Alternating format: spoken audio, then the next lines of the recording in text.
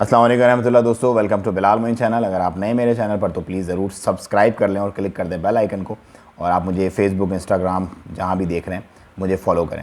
آج 1 محرم ہے، پہلا ہجری سال ہے 1442، اس کا آج پہلا دن ہے، اور محرم کا مہینہ قربانیوں کا مہینہ ہے۔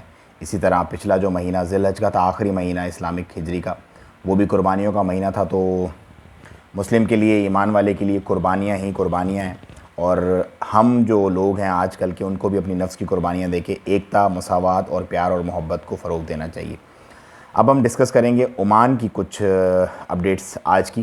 ان میں سب سے پہلے تو واشنگٹن پوسٹ نے جو ہے نا بہت سراہا ہے جو ہز میجسٹی سلطان حسن بن طارق کے جو فرمان تھے، رائل ڈیکریز تھے، ان پہ کچھ منسٹریز میں رد و بدل ہوا ہے، اور کچھ جو منسٹریز کو مرجب کر کے اور کچھ نئے منسٹرز اور کچھ نئے لوگ تعینات کیے گئے، اس کو بہت اچھے طریقے سے سراہا ہے، اور اس کو کہا ہے کہ ایک ٹیکنوکریٹک ایک اپروچ ہے، اور اس سے جو تجربے کار لوگ ہیں انشاءاللہ بہت اچھا معاملات کو جو ہے نا وہ سیٹل ڈاؤن کریں گے اس حکومت کے لیے، عمان کے ویژن 2040 کے لیے۔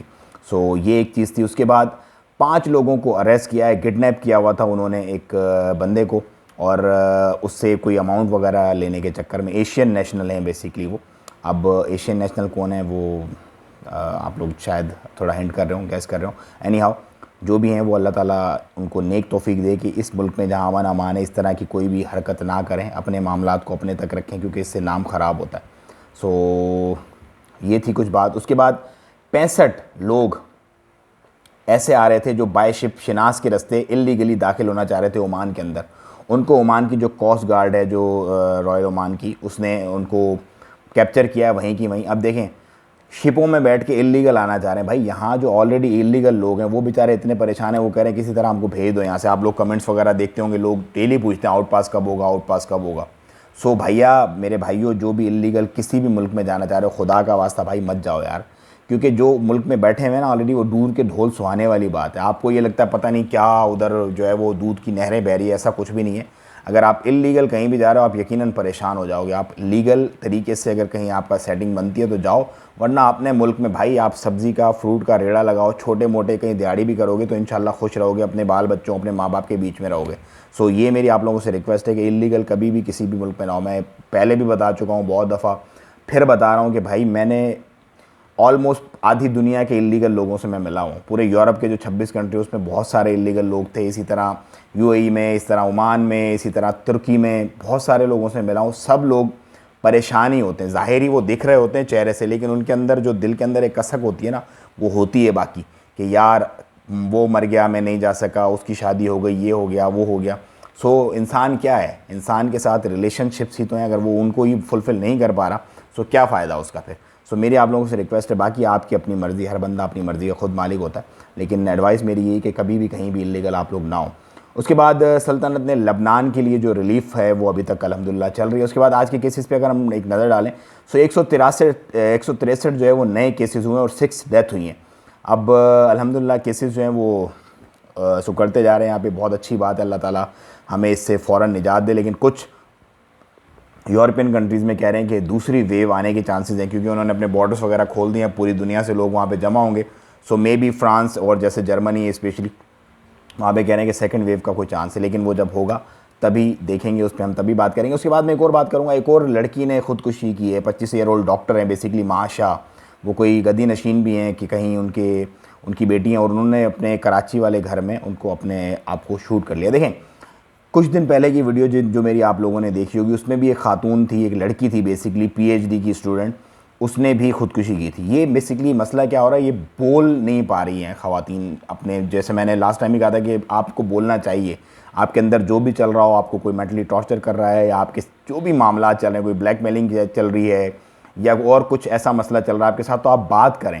آپ اگر بات نہیں کریں گے، اس طرح اپنی جان لیتے رہیں گے، اگر آپ جان نہیں بھی لیں گے تو اندر ہی وہ آپ کو کھا جائے گا، وہ جو ٹینشن آپ کے دماغ میں چل رہی ہوگی وہ بیسیکلی آپ کو مفلوج کر دے گی، کیونکہ آپ کا پریزنس آف مائنڈ نہیں ہوگا، آپ کو سوچیں چل رہی ہوں گی یہ ہر وقت ایسی۔ سو آپ بالکل بھی اپنے آپ کو ٹارچر مت ہونے دیں، پریشان مت ہونے دیں۔ کوئی بھی آپ کے ساتھ اس طرح کا مسئلہ کر رہا ہے، بیسیکلی خودکشی کرنے والے کا بھی کوئی نہ کوئی قاتل ضرور ہوتا ہے۔ وہ قاتل وہ ہوتا ہے جو اس کو ٹارچر کر رہا ہوتا ہے، جس کی وجہ سے وہ خودکشی کرتی ہے۔ سو میرے بھائی بھی اور میری بہنیں بھی جو اس طرح سے پریشانی سے، کرب سے گزر رہی ہیں، مہربانی کر کے بات کریں لوگوں سے، اپنے معاملات کو سارٹ آؤٹ کرنے کی کوشش کریں۔ خودکشی حل نہیں ہے کسی بھی چیز کا، اور ایمان والے کے لیے تو سمجھ لیں کہ تا حیات کی پریشانی ہے کہ رب العالمین نے آپ کو ایک جان دی اور اس جان کو آپ اپنی مرضی سے ختم کرو. نہیں, ہماری جان, ہمارا مال, ہمارا کچھ بھی ہمارا نہیں ہے, وہ سب ایک امانت ہے. اس امانت کو اسی طرح سے آپ نے لوٹا کے اس کا حساب کتاب دینا ہے. سو ایسا کوئی بھی اقدام نہ اٹھائیں جس سے آپ کو یہاں بھی پریشانی ہو, آپ کے پیچھے جو رہ جاتے ہیں لوگ اور وہاں بھی پریشانی ہو. اس کے بعد اگر ہم کچھ ڈسکس کریں ریکوریز کا, تو الحمدللہ 200 لوگ جو ہے وہ ریکور بھی ہوئے. اور چھٹی کا آلریڈی میں نے بتا دیا تھا پہلے ہی آپ لوگوں کو کہ سنڈے کے دن ہے چھٹی. وہ کل کچھ کنفیوژن ہو گئی تھی, ایک اس کی نیوز آئی تھی یہ ایک اخبار کی, اور اس کے بعد پھر انہوں نے اپولوجائز بھی کیا اس پہ اور سوری کیا اور اس کو ریموو کر دیا.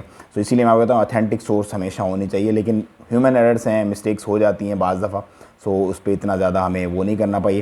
اب کچھ لوگ کہہ رہے ہیں کہ اپروول صرف انہی لوگوں کو مل رہی ہے جو فیملی ویزاز ہیں یا کچھ اور اس طرح کے کچھ ٹویٹس وغیرہ چل رہی تھی میری نظروں سے گزری ہیں. تو بھائی ایسا نہیں ہے, دیکھیں ہر بندے کو اپروول مل رہی ہے, لیکن اپروول کا ٹائم تھوڑا لیندی ہے, ٹائم تھوڑا لمبا ہے. کیونکہ میں جانتا ہوں بہت سارے لوگوں کو جن کے اپنے یہاں پہ کاروبار ہیں یا جو یہاں پہ جابس وغیرہ کرتے ہیں, وہ ان کو ملی ہے اپروول. اور لیکن میں نے جیسے بتایا اپروول اپلائی انہوں نے کافی ٹائم پہلے کی تھی, تو لمبا تھوڑا ٹائم لگے گا, لیکن اپروول آپ لوگوں کو مل جائے گی.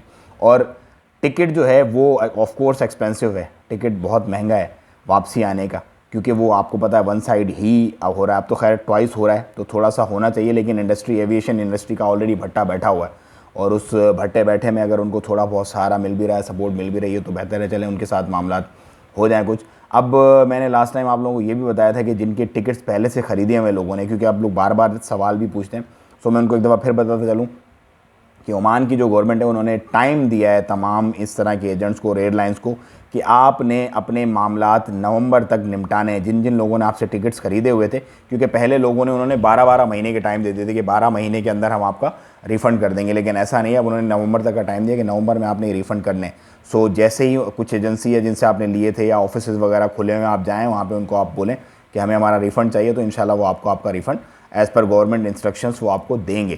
سو یہ تھی کچھ ٹکٹ, ایئرپورٹ اور ویزاز کے ریلیٹڈ بھی. اب یقیناً کچھ لوگ پوچھیں گے ویزے کا کیا ہوگا, آؤٹ پاس کا کیا ہوگا, تو میرا سوال کا جواب وہی سیم ہے کہ ویزا اور آؤٹ پاس فی الحال بند ہے, وہ نہیں کھلیں. جب وہ کھلیں گے تو انشاءاللہ میں آپ کو سب سے پہلے انٹیمیٹ کروں گا, میں سب سے پہلے آپ کو انفارم کروں گا. لیکن ایک معاملہ یہ ہے کہ ابھی جتنے بھی لوگوں کے ویزاز ختم ہو رہے ہیں وہ مہربانی کر کے اپنے لازمی ویزاز کروائیں.